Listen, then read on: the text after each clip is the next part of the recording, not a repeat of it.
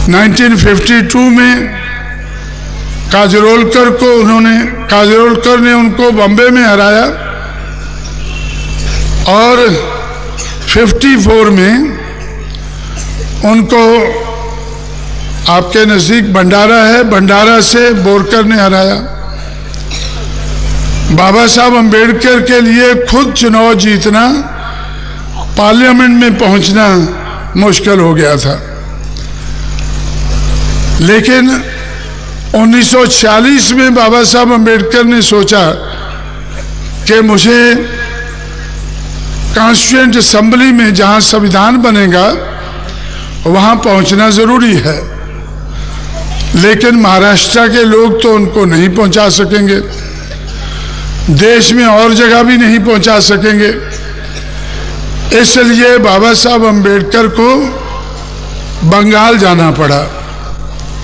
बंगाल में चंडाल रहते हैं, जैसे उस वक़्त महाराष्ट्र में माहर, चमार और मांग रहते थे, तो उधर चंडाल लोग रहते हैं। चंडालों की मूवमेंट बाबा साहब की मूवमेंट से पहले शुरू हुई थी।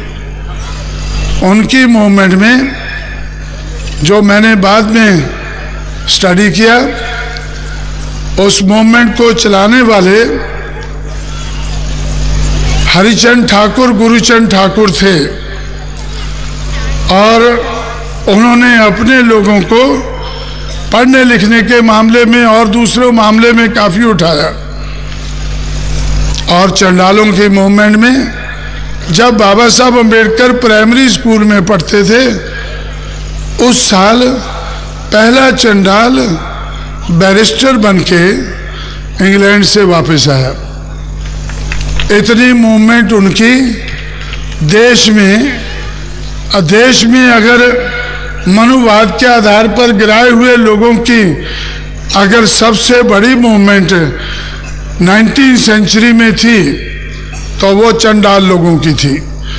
उस मूवमेंट के कारण वो काफ़ी तैयार हो चुके थे और जागरूक हो चुके थे, उनको सूझबूझ थी और सूझबूझ के कारण उन्होंने बाबा साहब अम्बेडकर से कहा कि संविधान बनाने के लिए उस असेंबली में आपका जाना ज़रूरी है।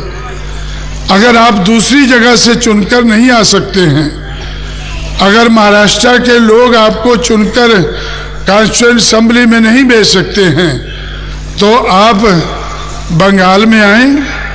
जैसुर और खुलना, जहां चंडालों की आबादी 52% थी, तो वहां से हम आपको चुनकर कॉन्स्टिट्यूएंट असेंबली में भेज सकते हैं।